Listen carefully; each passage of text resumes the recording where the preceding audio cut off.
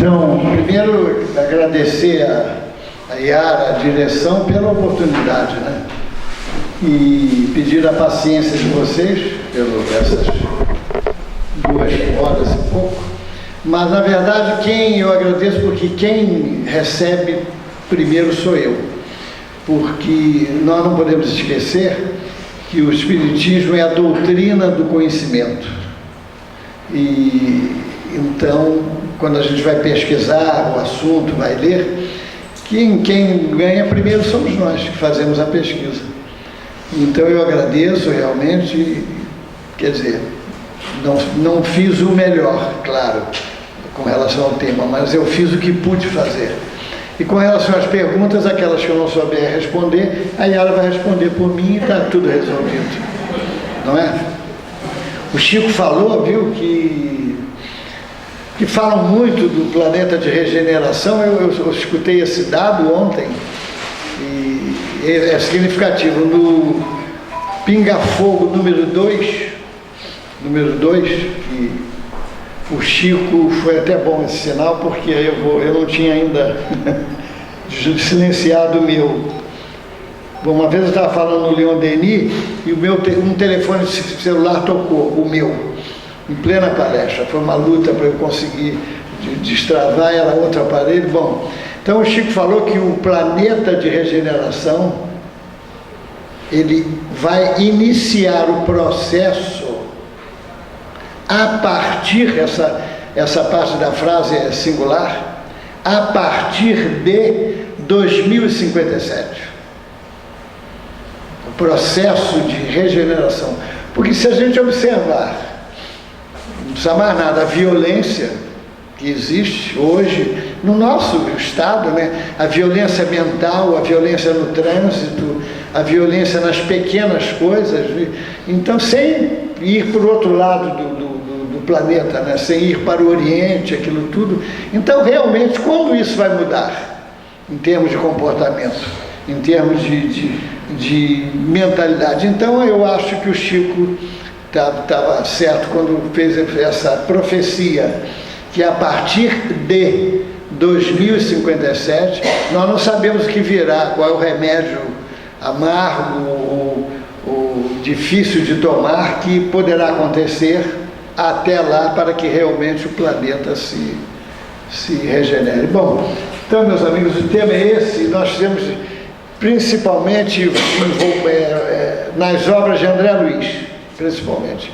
Emmanuel fala que se os benfeitores espirituais deixassem alguns minutos, 2 minutos, de assistir os encarnados, a loucura tomaria conta do planeta. Para a gente ter uma ideia de como o problema da obsessão é sério, né? A obsessão de encarnado para desencarnado, de desencarnado para encarnado.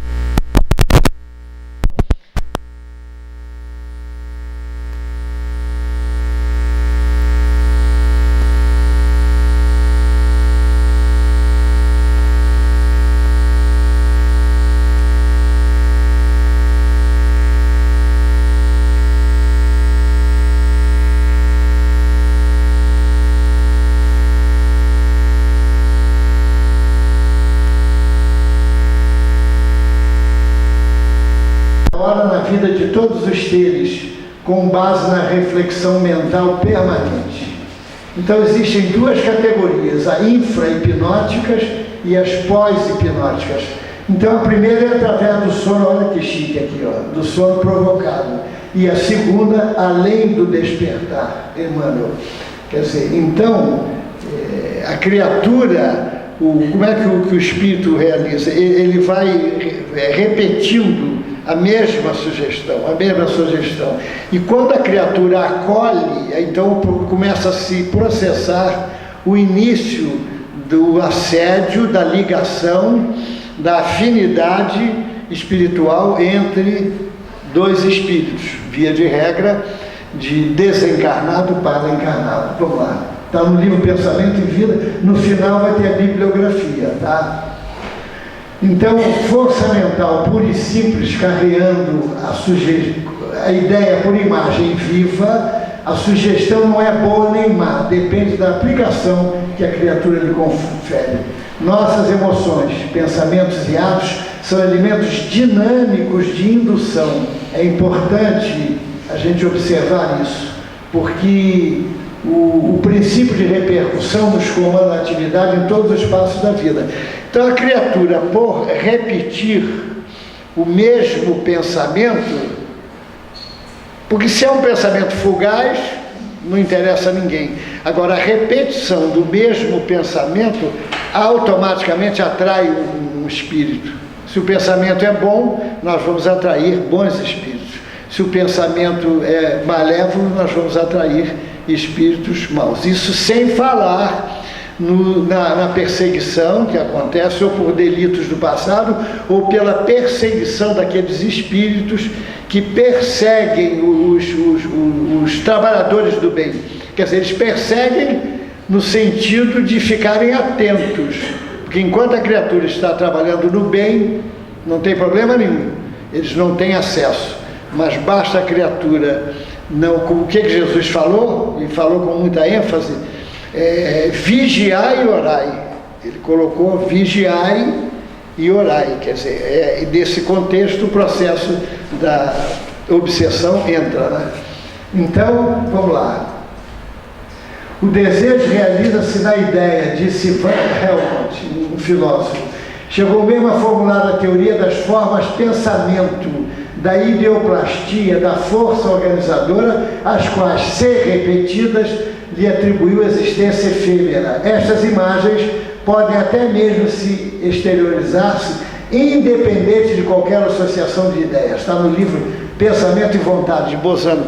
Porque quando nós pensamos, por exemplo, se nós com saudade pensarmos numa determinada criatura repetidamente, nós vamos criar, nós vamos plastificar através das energias fluídicas que o pensamento desenvolve, nós vamos plastificar o retrato daquela criatura. E esse retrato, muitas vezes, ele tem conotações vivas. Então, um médium, muitas vezes, pode se deixar iludir, porque vê aquele retrato e não é um espírito. Às vezes o retrato tem outra, é a forma da outra pessoa. Então, ele pensa que é um espírito, quando não é. Aconteceu a tal ponto nesse livro que a criatura, um médium, estava pensando tão fortemente num tema, que ele estava andando na rua e viu à sua frente aquelas formas, pensamentos, como se tivessem vida. Realmente essas formas, pensamentos que a gente cria pela ação repetidora, elas têm vida efêmera, têm vida durante um determinado tempo.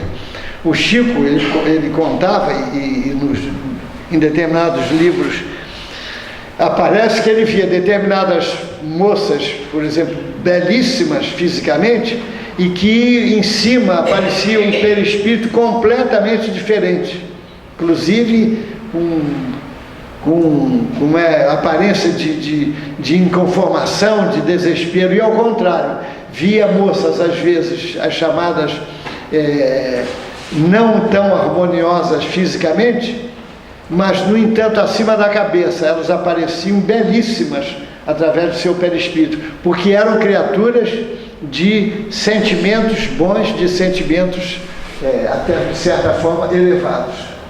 Bom, então entre os escolhos que apresenta a prática do espiritismo, quer dizer, o espiritismo prático, cumpre, se coloca na primeira linha a obsessão. Quem fala isso é a nosso Kardec, no Livro dos Médiuns, questão 237.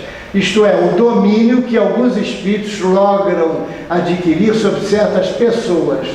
Nunca é praticada senão pelos espíritos inferiores. Então esse é um dos maiores escolhos, é a imperfeição moral. Então é fácil, basta a gente alinhar, aí é que entra o grande poder do espiritismo, que o espiritismo, ele por esperar adeptos realmente convertidos, e não convencidos, porque uma coisa é a pessoa ser convencida, outra é a pessoa estar convertida.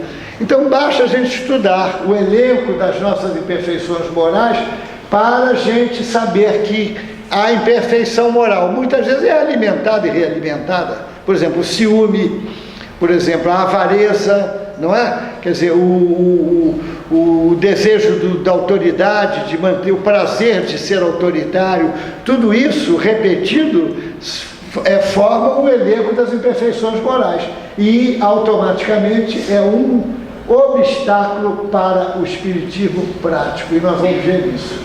Então, é o domínio que alguns espíritos logram adquirir sobre certas pessoas.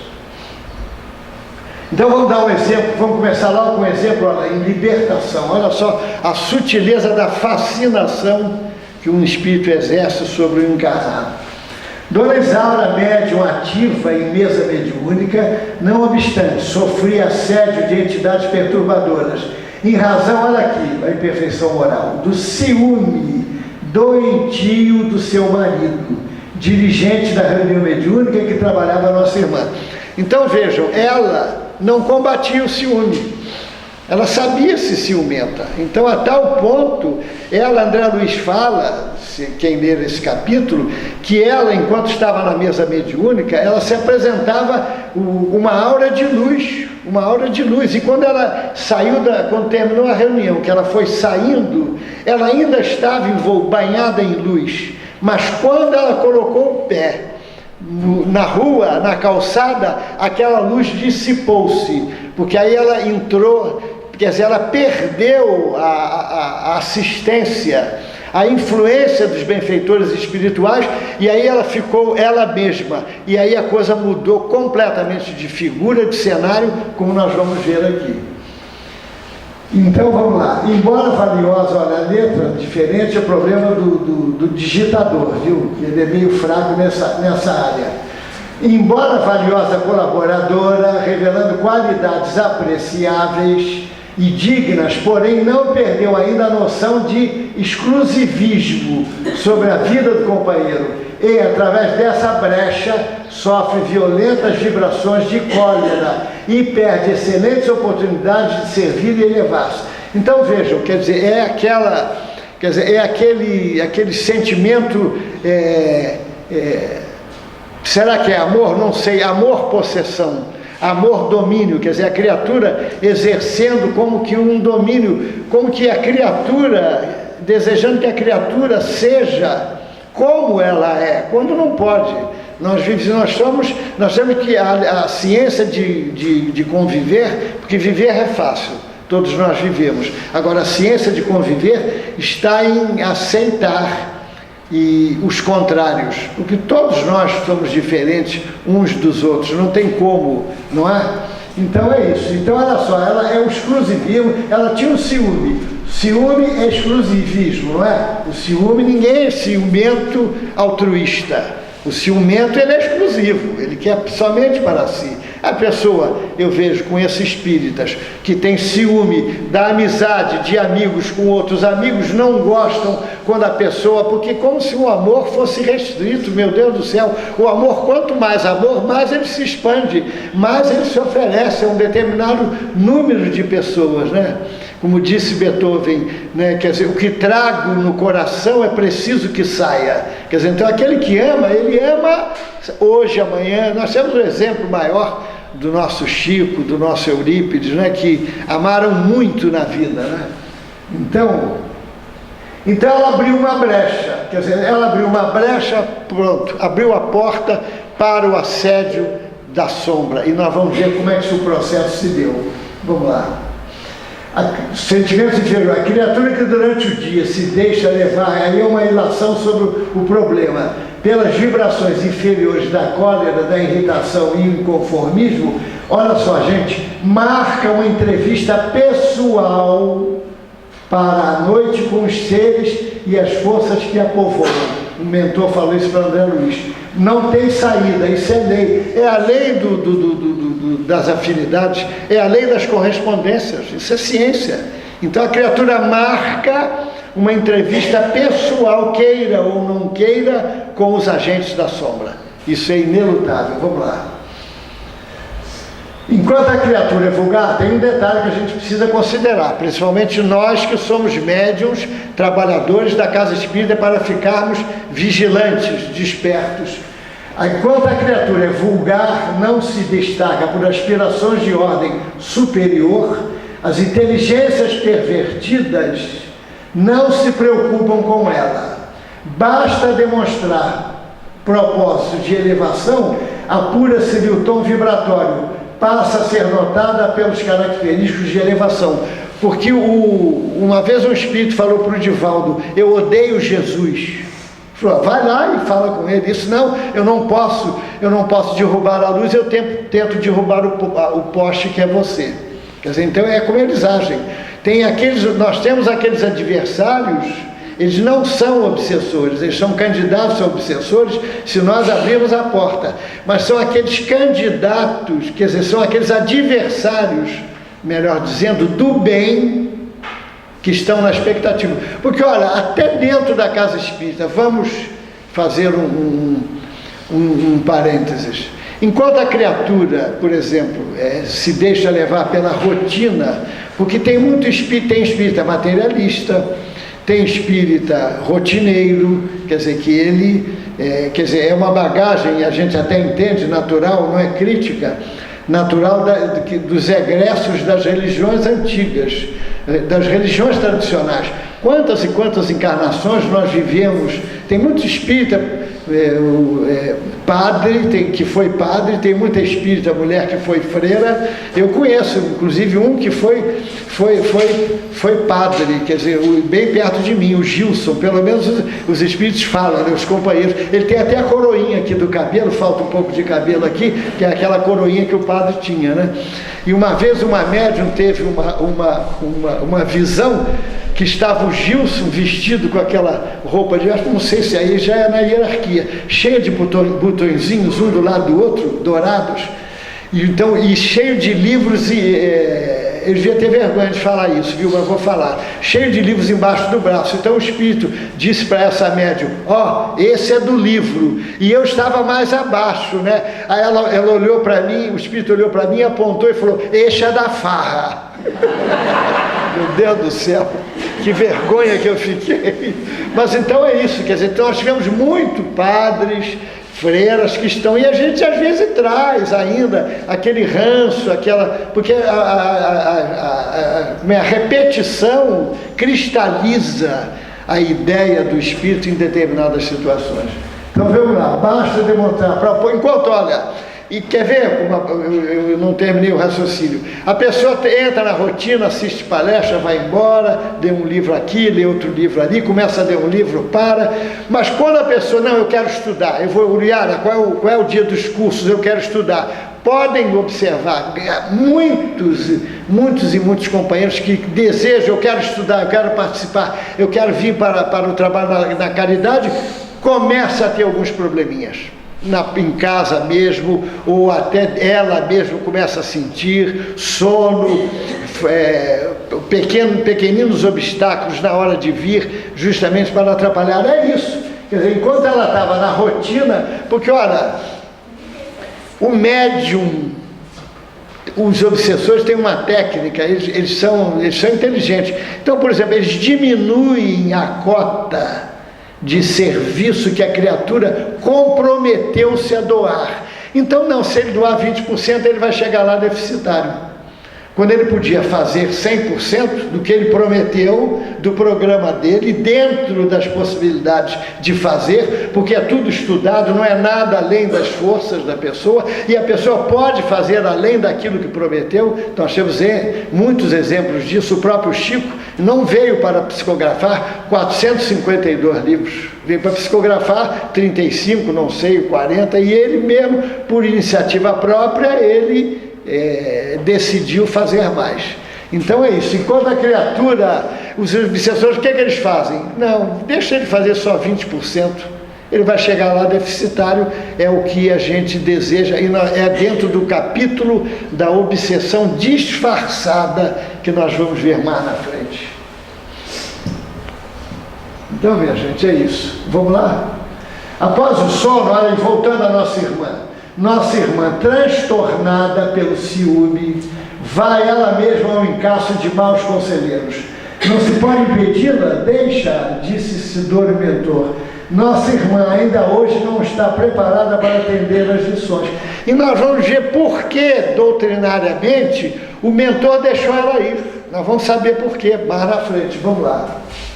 Dona Isaura, fora do corpo, revelava o perispírito totalmente obscuro. Era uma médium trabalhadora de uma reunião mediúnica, de uma casa espírita bem orientada. O mentor tentou tocá-la, olha a ajuda aí, com a destra luminosa, mas a médium precipitou-se em desabalada carreira. Olha só a posição que ela se colocou.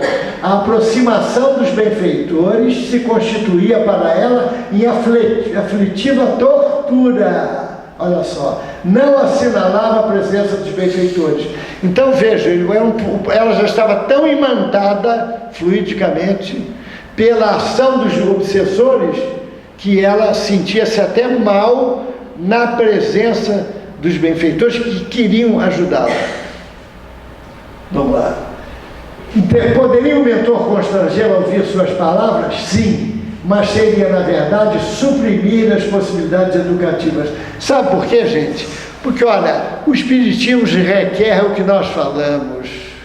Pessoas efetivamente convertidas, pessoas que desejem realmente mudar, que desejem, que se empenham psicologicamente e pela vontade em mudar o seu padrão vibratório, o seu objetivo de interesses, e através do auxílio importantíssimo e fundamental do conhecimento espírita. Então não adianta um falso discípulo, não adianta um hipócrita participante, colaborador. O que importa, é claro que as pessoas vêm, têm imperfeições, têm problemas, é natural. A gente vem, não dá o amor que deveria dar na hora da reunião mediúnica, não dá o sentimento que deveria dar muitas vezes. Eu me surpreendo assim, quando eu estou esclarecendo, tentando esclarecer um espírito, quer dizer, e eu vejo que as nossas irmãs doutrinadoras levam uma vantagem em relação, pelo menos a mim, que é o sentimento na frente, mas não é por isso que eu vou parar. Eu não estou sendo hipócrita, porque eu estou sincero dali. Agora, eu sei que ainda eu tenho óbices a vencer. É como disse o filósofo, né? O santo é o pecador que não desistiu.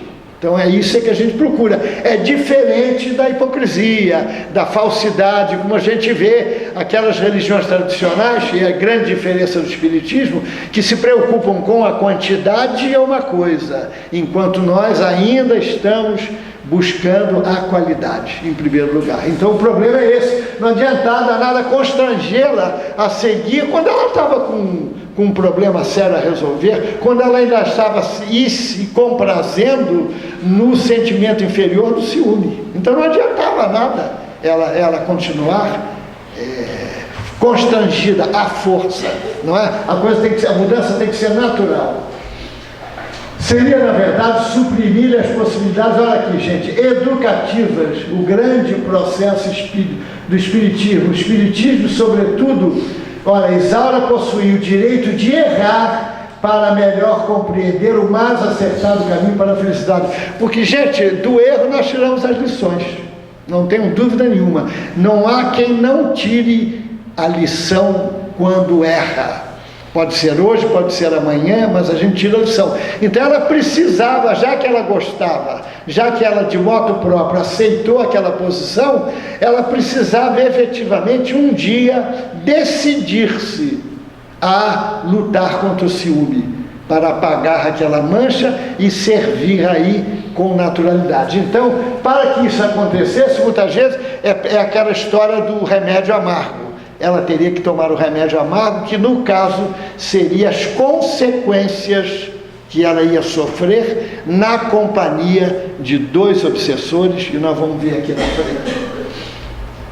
Então Isaura, olha só, entrou em velha casa, ela estava determinada, desabitada, que normalmente toda casa velha desabitada é abrigo de espíritos vagabundos, de vampirizadores, malfeitores, abrigo de 2 malfeitores desencarnados, inimigos sagazes do serviço de libertação espiritual, de que se converteram em devotada servidora.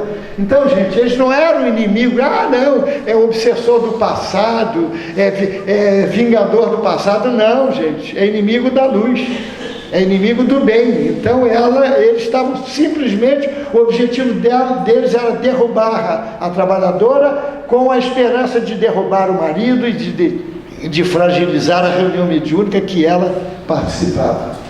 Então o objetivo é intoxicar o pensamento com ideias malsantes.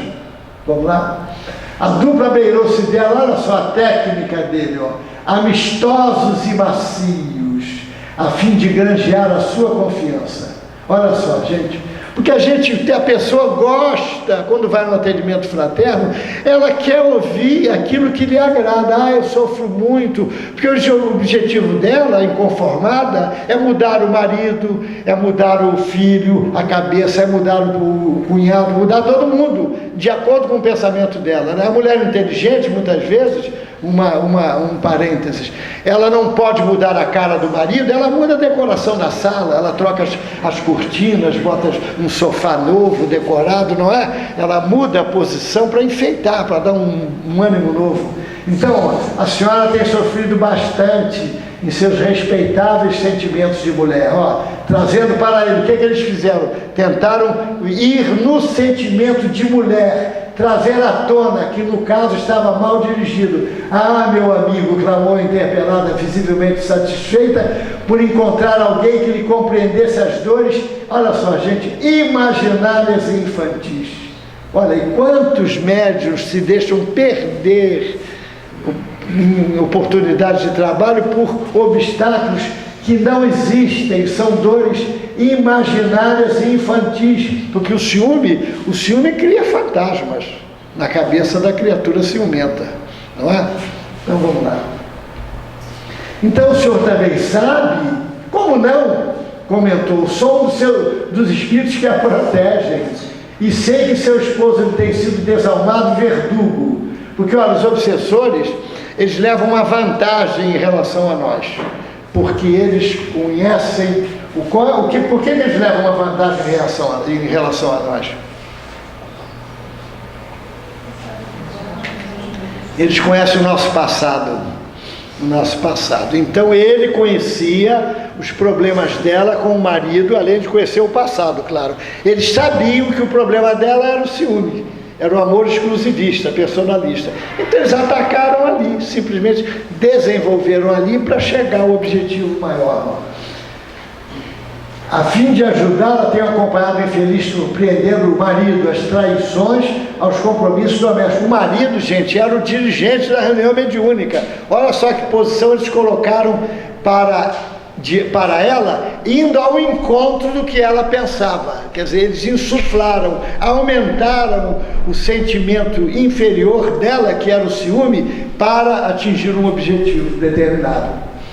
Estabeleceu-se completa ligação mental, aí pronto, estava feita a ligação entre a médium e os ardilosos adversários de seus compromissos sublimes. O inteligente obsessor abraçou a senhora e prosseguiu: acredite, somos seus grandes amigos. É um perigo entregar-se a práticas mediúnicas em companhia de gente dessa espécie. Tome cuidado. Além disso também, eles costumam instilar a dúvida no médium. Tem muito médium bom, de bom processo. Eu conheci um no Eurípides que inclusive se afastou.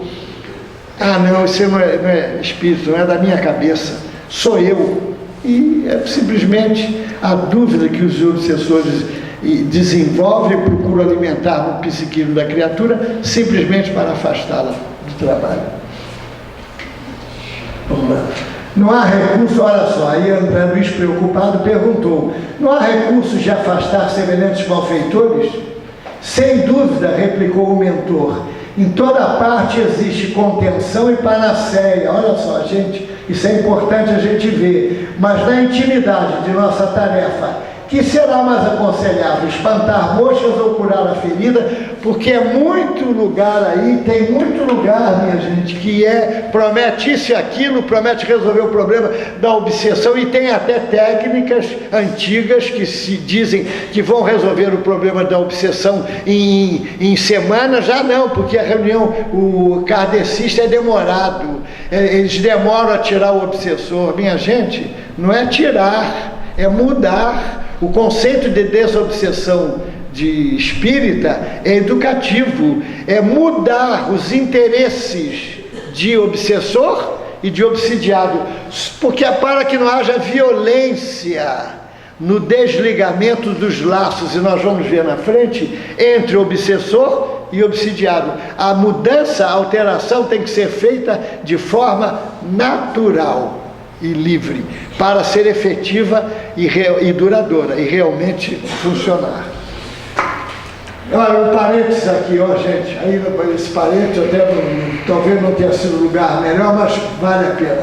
No velório de Dona Beatriz, aí já é no livro Sexo e Destino, ó. Afastamento de Dona Beatriz e dos amigos espirituais, deixar a vivenda, qual praça desarmada, a vivenda, a casa. Após o velório, porque naquela época os velórios eram feitos dentro de casa, os vagabundos desencarnados nele tiveram acesso livre. O nível dos pensamentos descambou para a conversação libertina, beberrões encarnados e desencarnados fizeram a festa.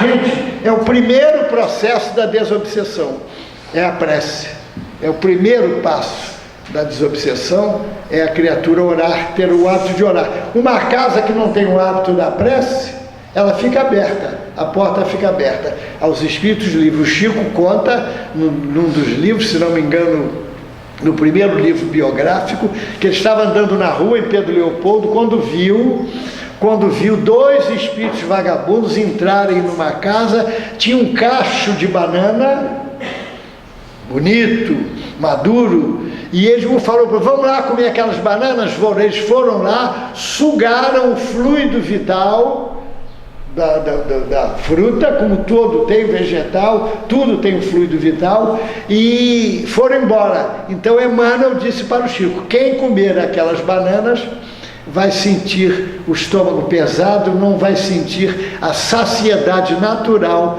que o alimento propõe. Então, meus amigos, é isso que acontece.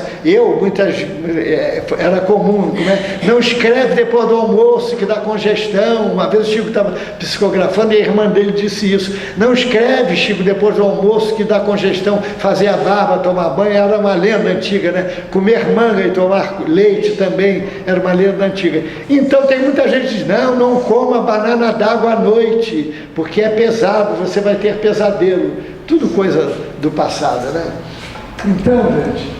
Então, olha só, Sidônio, para ajudar, Sidônio, o benfeitor, abeirou-se do grupo e fez-se visível. Primeiro ele tentou tocar, não se diga que não há proteção, mas tem uma coisa sagrada na faculdade da alma, duas coisas, uma é a vontade, outra é o livre-arbítrio.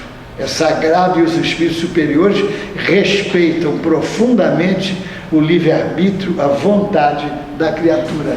Então Sidônio abeirou-se do grupo e fez-se visível para Dona Isaura, que registrou-lhe a presença. Comentou inclusive com o obsessor, que incisivo disse, nada disso, a senhora nada a ver, por ilusão, abandone o vício mental para furtar-se a maiores desequilíbrios. Ele era inteligente, ele era ardiloso. Então vejam, ela viu o mentor, ela estava tão imantada, tão dominada pelos obsessores, que foi incapaz de refletir, de pensar, de retornar até o corpo para sair daquele quadro. Não foi incapaz de ver as vibrações pesadas daqueles espíritos, porque eles não viram o Sidônio. A Dona Isaura viu, mas eles não viram. Agora, em outro caso, agora a Dona Isaura, então, estava totalmente dominada pelos obsessores. O que eles conseguiram fazer? Depois, quem quiser saber mais, precisa ler o livro.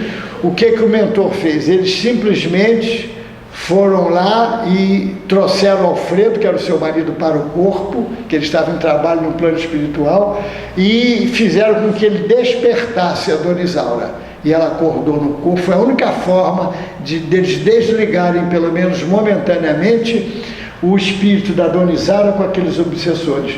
Ela acordou dizendo que sofria muito, que tinha tido um pesadelo, que ela se viu enganada por ele, que ela era uma mulher infeliz, que o casamento dela era um tormento, que ela era muito sofredora. Então foi a única maneira. E depois o processo de ajuda foi sendo feito, e acredito até que a coisa tenha melhorado. Agora vamos ver um outro lado da obsessão. Ali nós vimos uma obsessão pelo sentimento, pelo ciúme. Agora nós vamos ver uma obsessão pelo vício, pelo um dos vícios que a criatura pode ser vítima.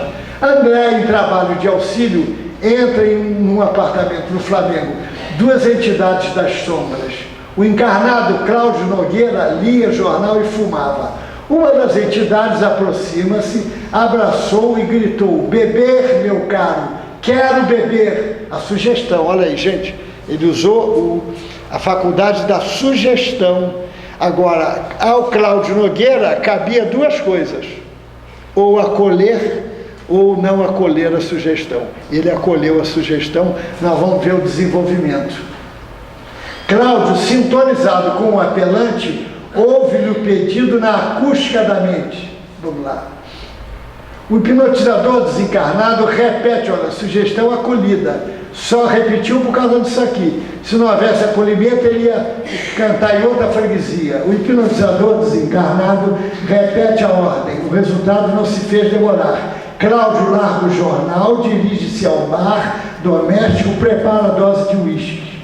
Cláudio abrigou a sugestão, convicto de que se inclinava para um trago de uísque exclusivamente por si. A entidade desencarnada coçou-lhe os gorgomilos. Olha, um termo usado por André Luiz, antigo, que é aqui, né? Coçou-lhe os gorgomilos para ativar o desejo de beber. É igual aquela coisa, quando a gente, do reflexo condicionado do Pavlov, né, que ele tocava a sirene na hora da alimentação, e depois tocou a sirene e o animal salivava, já esperando a alimentação. E associava uma coisa a outra. Então, coçou-lhe os gorgomilos, acendendo no homem mais desejo de beber. Indefinível secura constrangia o laringe, ansiava tranquilizar-se, estava achando que era dele mesmo. O desencarnado percebeu-lhe a adesão tácita e colou-se a ele. Quer dizer, ele só pôde colar-se por causa da adesão do encarnado. Se não houvesse adesão, ele não se colaria. De começo a carícia leve, depois o abraço envolvente e depois a associação recíproca. Aí pronto, estava feito a simbiose entre encarnado e desencarnado, o processo obsessivo estava aceso. Integraram-se ambos em exótico sucesso de enxertia fluídica. Cláudio, homem, absorvia o desencarnado à guisa de sapato que se ajusta no pé. Isso na visão de André Luiz. Fundiram-se os dois como se morassem eventualmente num só corpo. Altura idêntica, volume igual, movimentos sincrônicos, identificação positiva. Então vejam. E olha, isso sem constrangimento, sem tortura, é bom que se diga, por parte do encarnado, porque houve a adesão dele. André Luiz aproxima-se do encarnado para avaliar até onde ele sofreria aquele processo de fusão. Olha só, não experimentava qualquer espécie de tortura, hospedava o outro, aceitava-lhe a direção, entregava-se por deliberação própria, nada que evidenciasse a posição de vítima. É o que nós chamamos de obsessão simpática. Por quê? Porque o obsessor e o obsidiado têm os mesmos objetivos, têm os mesmos desejos, têm as mesmas ideias afins. Então, concretizou-se a obsessão simpática. Diante da surpresa de André, o instrutor Félix esclarece: Cláudio desfruta excelente saúde física, cérebro claro, raciocínio seguro, é inteligente, maduro, experimentado, não carrega inibições corpóreas, sabe o que quer, Se elege para começar da própria casa os companheiros que acabamos de ver, é assunto dele, sexo e destino. Então é isso, gente. A pessoa, não, mas a pessoa sabe que o excesso não é bom. A pessoa sabe que através do excesso, da costumeira, do costumeiro hábito da bebida alcoólica, que ela não está fazendo melhor, não somente para o seu corpo físico, quanto para o espírito. Está dando para entender, gente? Está dando para entender? Tá. Muito indicado. Agora, gente, nós vamos ver o caso, mas antes disso, nós vamos ver o caso de uma obsessão pacífica. Nós vimos a obsessão simpática. E agora nós vamos ver o caso de uma obsessão pacífica, que é própria para pegar espíritas desprevenidos. Obsessão simpática, pacífica, por quê? Porque não é feito através da violência, da turbulência. Mas antes eu vou dizer um soneto do Honório Armand que ilustra aquele processo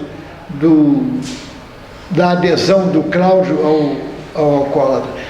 Como é? O alcoólatra vampiro alça a boca debalde, ébrio desencarnado, a hedionda sede aguça, íspidos lábios, lambe encara dentuça, tateia o vidro em vão do frasco verde e jalde. Quer dizer, tentou beber, não conseguiu, porque a mão passava pelo vidro, porque ele estava desencarnado. Quando a gente quer beber água, o que a gente faz?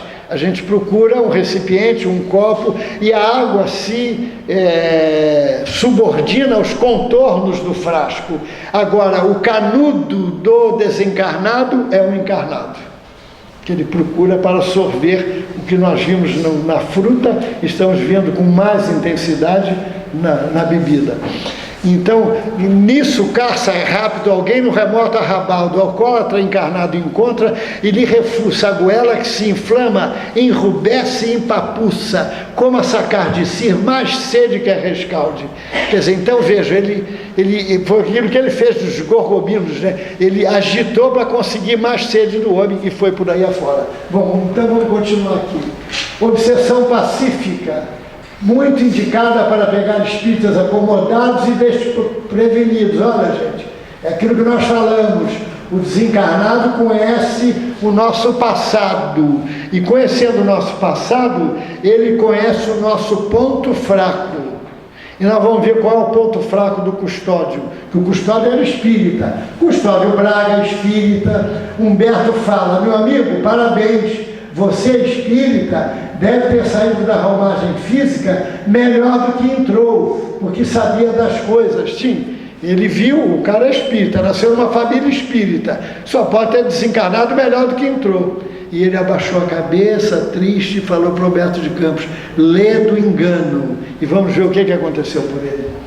Sabe, os espíritos agarraram ele, maltrataram, fizeram ele falar sozinho, mudaram o comportamento dele. Será que foi feito isso com ele? Não. Vamos ver como é que o processo sutil da obsessão funcionou nesse caso.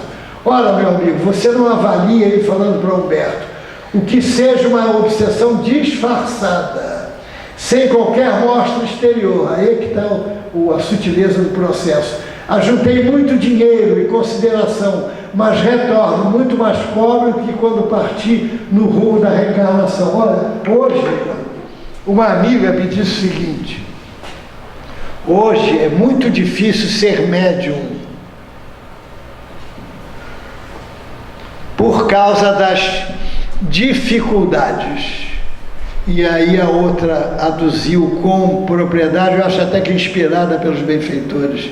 Não são as dificuldades hoje que afastam os médiuns da tarefa espírita, são as facilidades.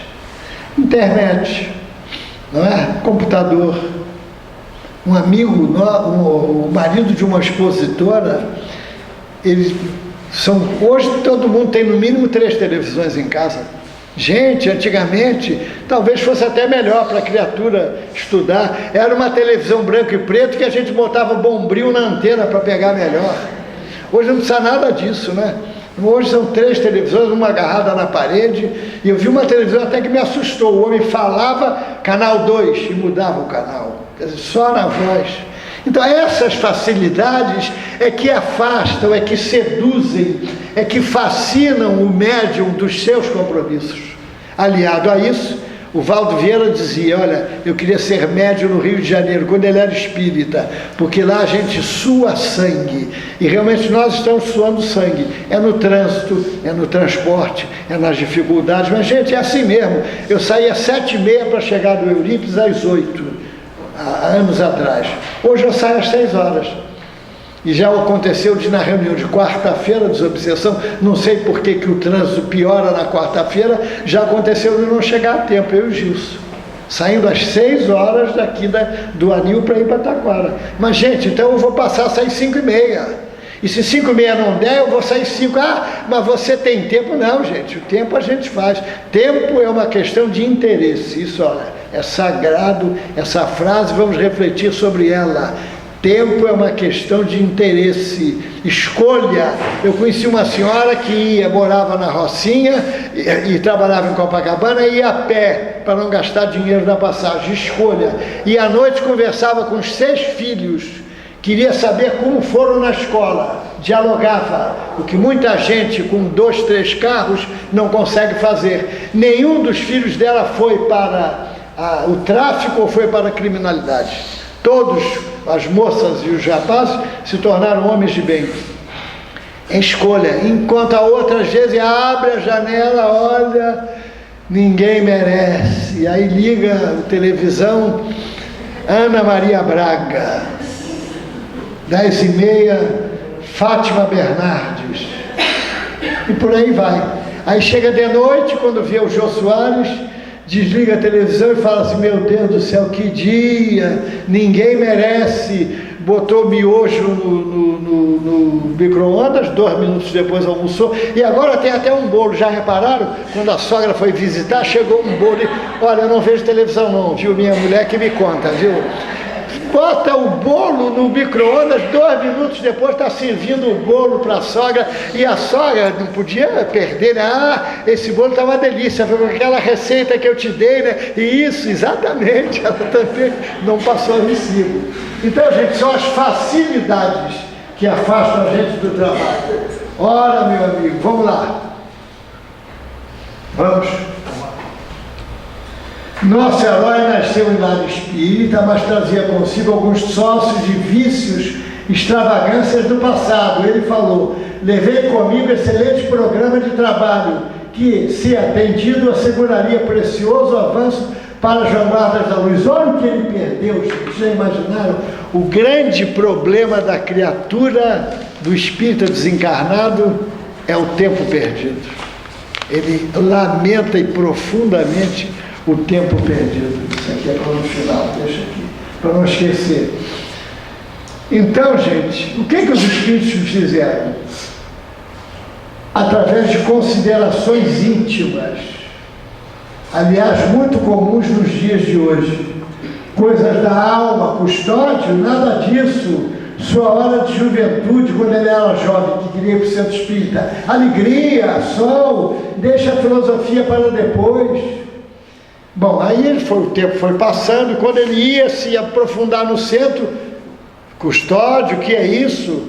Você tem uma carreira a zelar pela frente, você tem que fazer mestrado, PhD, você tem que fazer intercâmbio no Canadá, nos Estados Unidos, na Inglaterra, você não pode perder a oportunidade, você depois tem que ir para MBA, sei lá, uma opção de processo que antigamente era só mestrado, né? Hoje é doutorado, PhD, não sei o que mais, e toma estudo em cima da pessoa. Então, ninguém é perfeito depois da carreira, como ninguém é perfeito, o custódio casou, não é? Quer dizer, ninguém é perfeito, acaba casando. Aí, agora vamos engrenar na doutrina. Então, de encontro, quer dizer, contrariando a sugestão sutil se fazia presente. Custódio, você é louco? E as responsabilidades de família? Primeira família, isso é uma frase célebre no movimento espírita, para afastar o espírita dos compromissos. Primeira família. Mas a pessoa fala isso, aí ele reclama porque a mulher vem no centro, tem uns que são deixam a mulher vir uma reunião por semana. Tem outros mais benevolentes, deixam vir 2 vezes por semana. E tem outros altamente amigos que deixam vir 3 vezes. Mas às vezes reclama, você não para em casa, você não fica em casa. Aí ela fica em casa, ele está vendo futebol, ela não pode dar nenhuma palavra durante o horário do jornal. Cara, peraí que eu estou vendo o jornal, fica quieta. Ou então ela está numa televisão no quarto dela, e ele na sala, e a filha no seu quarto, digitando. Uma amiga minha, é os tempos modernos, são as facilidades, entre aspas, do tempo moderno. Uma amiga minha, de seus 45 anos, acordou 2h30 da manhã e foi para o computador e começou a trocar mensagens com o filho que trabalhava à noite. Aí ficaram meia hora trocando mensagens, e aí ela disse: olha, vou parar que eu vou para a cozinha fazer um lanche. Ele falou assim: eu também vou para a cozinha fazer um lanche. Mas como? Você não está trabalhando? Não, eu estou no meu quarto. Quer dizer, os dois, um digitando na sala e o outro digitando no quarto. É o clima de hoje, que afasta muitas vezes as pessoas. Eu não sou contra o progresso não, viu, gente? Eu sou até a favor. Eu não tinha... Uma vez eu estava reunido, no início, quando só fazia jogar paciência no computador, e normalmente perdia, ligava, desligava e jogava paciência. Quando um amigo, junto com o outro, perguntou: como é o teu e-mail, Gilberto? Eu falei: não tenho e-mail. Ele não tem e-mail, riu para o outro, né? Aí eu fui correndo numa loja comprar um e-mail, loja de informática. Eu chorei, não ri não. Então eu gosto do progresso, eu sou favorável, o Augusto sabe disso. Eu vivia perturbando com as perguntas as mais simples e ingênuas a respeito dessa máquina infernal que é o computador. Eu li a Cora Ronay, aquela do Globo, é uma tortura semanal, quando ela, porque todo dia ela fala de uma traquitana dessa nova, de um iPhone, um iPad, aí não sei o que, novo, um telefone que faz tudo, só falta falar. Não, hoje eles falam, né? Então vamos lá, viu, gente? E a responsabilidade de família, custódio, na idade, aí depois ele foi amadurecendo. E os negócios, custódio, e a vida social, não custódio, não se deixe vencer. Então vejam, tudo sutilezas ardilosas na cabeça do custódio. Sugestão: ah, não vou não, vou ficar. Eu não vou não, vou ficar. Tudo através da sugestão. E com isso, gente, ele nem os 20% levou, que eu falei. Ele jogou fora uma extraordinária oportunidade. Já pensaram dele mudar de plano espiritual? Isso não tem preço, gente. Vale qualquer sacrifício, vale qualquer renúncia. Vamos lá. Com a velhice e os achaques naturais, pensando em retornar ao centro espírita, meus antigos vampirizadores agora abertamente diziam: você, velho custódio, que vai fazer com o espiritismo? É tarde demais, seus próprios filhos interditarão você, você não está mais no tempo disso. Vamos lá. Aí olha só, gente, os meus perseguidores, olha só, não me seviciaram o corpo, nem me conturbaram a mente, acalentaram apenas o meu comodismo. Olha só, gente, eles estudaram que o problema do custódio era poltrona macia, cobertor quente no inverno e ar refrigerado no verão. Então, eles simplesmente estimularam, alimentaram aquele comodismo dele para afastá-lo do espiritismo e dos compromissos assumidos, e conseguiram. Porque, gente, o espírita não veio para desfrutar. Coloquem isso na mente. O espírita não veio para desfrutar. O espírita veio para realizar. É diferente. O espírita não desceu aqui, não desembarcou aqui com um passaporte na mão. Embora as viagens sejam cada vez mais fáceis, mais programadas, mais parceladas, de navio, de avião, de tudo quanto é jeito. O espírita não desceu com passaporte, desceu com uma carteira de trabalho, que foi assinada pelos benfeitores espirituais, aguardando que ele realizasse o trabalho que se prometeu fazer. Sei que você ainda escreve para os homens: conta-lhes minha pobre experiência.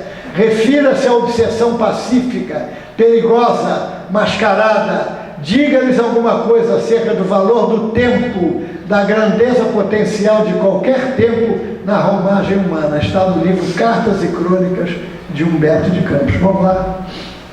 Bom, agora no livro dos Médios, Kardec está terminando, viu, essa primeira parte. Relata o drama de pequeno fazendeiro, porque o negócio é grande, gente, está aqui dentro de nós. Pequeno fazendeiro, vítima das doenças, pestes que infectavam e dizimavam seu gado, consultado, desde aquela época o povo ia no centro espírita para vencer problemas, dificuldades, para ver se os espíritos faziam o que competia a eles fazer. Consultados os espíritos superiores, esclareceram o motivo do problema. A mortalidade ou as enfermidades do gado desse homem provém de que seus currais estão infectados e ele não os repara porque custa dinheiro. Quer dizer, o fazendeiro era avarento, queria que os espíritos fizessem por ele aquilo que competia a ele fazer, que gastava, demandava esforço e dinheiro. E para terminar, mais uma, duas irmãs que sofriam perseguição espiritual, roupas rasgadas, barulhos estranhos, portas que se abriam, janelas que batiam, um desassossego pleno. Explicação: o que nossas irmãs precisam é da caridade da língua. Gostam muito de maldizer o próximo, e o espírito que as atormenta toma sua desforra, fora burro de carga das mulheres. Vê, gente, a fofoca. Diz que coçar e fofocar é só começar, né? Diz o ditado popular. Vamos lá? Então, gente, nessa súmula, nós conhecemos a história de uma média espírita que se deixou levar pelo ciúme, um homem comum, mas não ignorante, porém escravo dos vícios, e um espírita que se deixou envolver pelos inimigos do passado através do comodismo. Além disso, um avarento e duas fofoqueiras. Então, aqui está o elenco de imperfeições morais que são portas abertas para o coisa. Então, agora vamos rodar um vídeo que ilustra bem o problema da sintonia. Como disse Mateus, é tudo que ligares na terra será ligado nos céus, e tudo que desligares na terra será desligado nos céus. Está em Mateus. Então nós vamos ver agora um vídeo que encerra essa primeira parte. Como é? Está em só ver se dá para... Não dá para fazer uma lista, não? Então sobe ali Cadê? Você quer ver aqui? Índice de bebidas alcoólicas? Isso, sozinho. Depois tem o alcoolismo lá na frente, que é o 2, tá? Depois é o 2 ali. Olha, o diálogo entre o casal, que não aparece muito, não tem importância não, viu? O que tem importância aparece.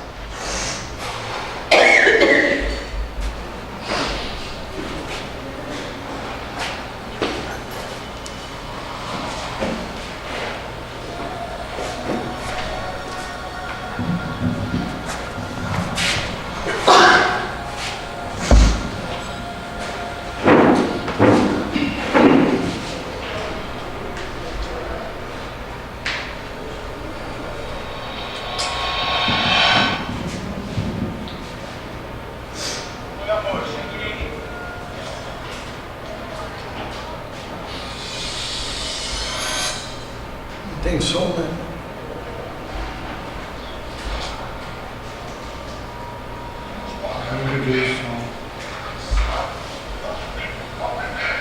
Bom, e o espírito está atrás dele, sugestionando ele para beber, tá?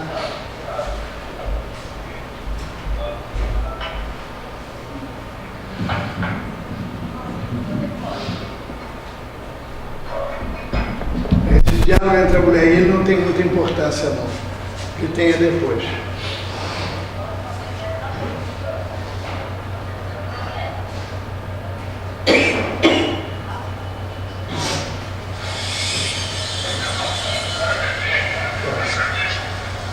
Ele sugere ele pegar uma cerveja para beber, o espírito, ele vai e pega a beber, a cerveja, pega. Está feito a associação entre os dois. Olha lá o espírito rindo. Olha lá.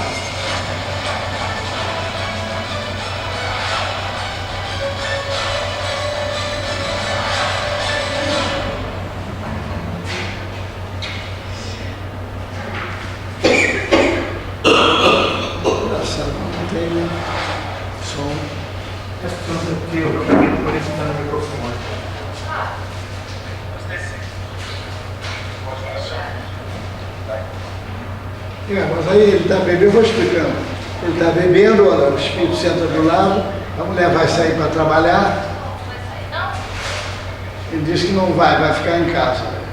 Ela ia para o centro, ele prefere ficar em casa. Ligou que estava cansado, aí o espírito do lado dele. Está feita a simbiose entre os dois.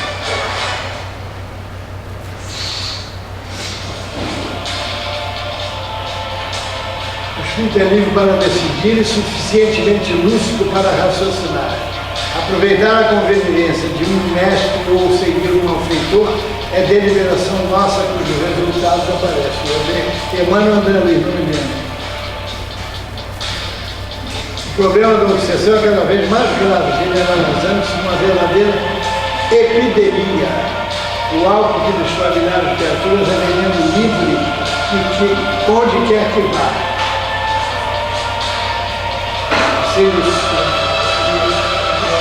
Joana adiante, nascendo o sol do Evangelho em casa, reúne com os teus para orar, reza mais e o falam trevas.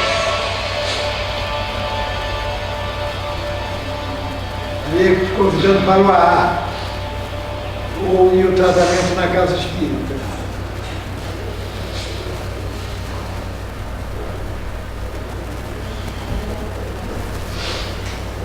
Isso.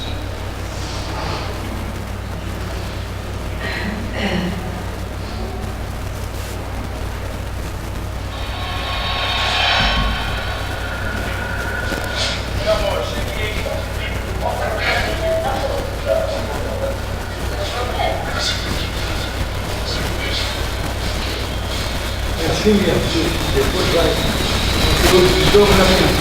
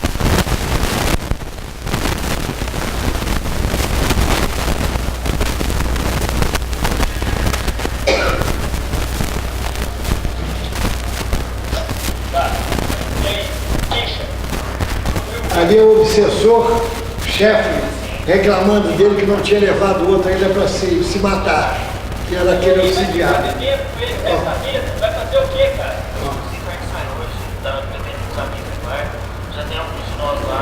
Mas presta atenção, otário. É bom que o cara saia hoje, cara. Ele manda ele voltar junto com o outro, para promover a desencarnação dele.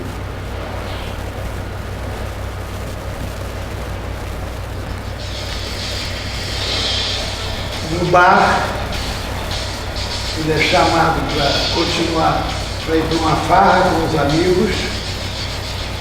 No início ele reluta lá, os espíritos, sugando o álcool.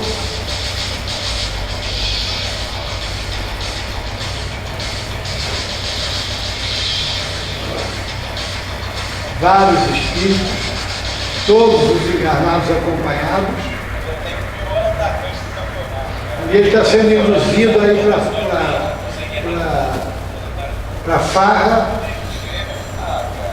A mulher dele liga, o amigo não deixa ele atender. Amigo entre aspas. A minha última palavra na casa dele é a mulher dele. Era dele. Estou indo, já vou. Ele disse aí. Para a mulher.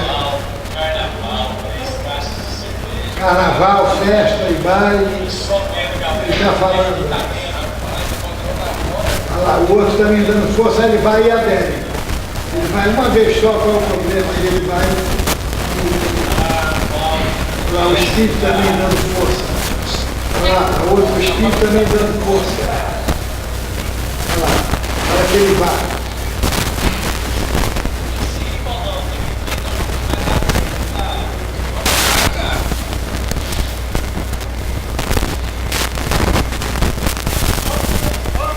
espírito, dizendo para ele ir.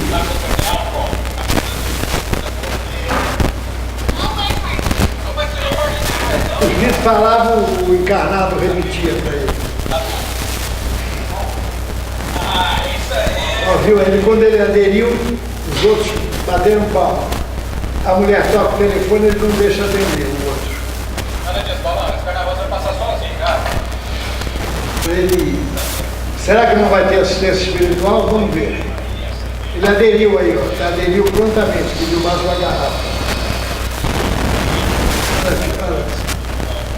Adesão tácita de um para o outro. Terminou não.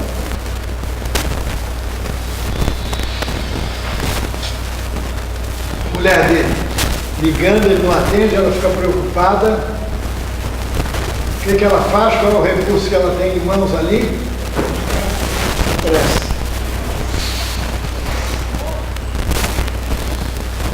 Aí ela está orando.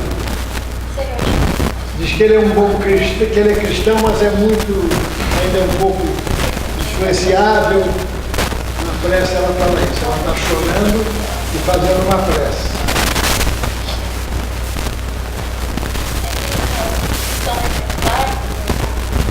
Está envolvida pela luz, no fato de fazer a prece.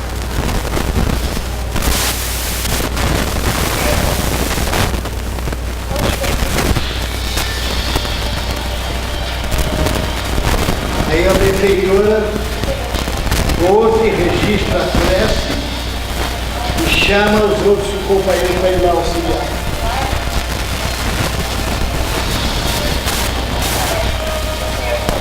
Ela está vendo, está em ligação, em sintonia perfeita com a esposa dele que está fazendo a prece. Irmão, temos um trabalho a fazer. Termina.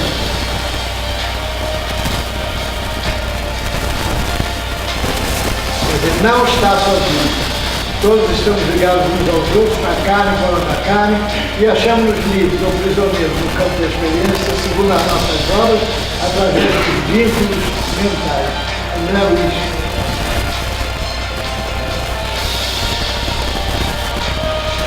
Pergunta 4, 5 graus do livro dos Espíritos. A prece é vibração, energia, poder.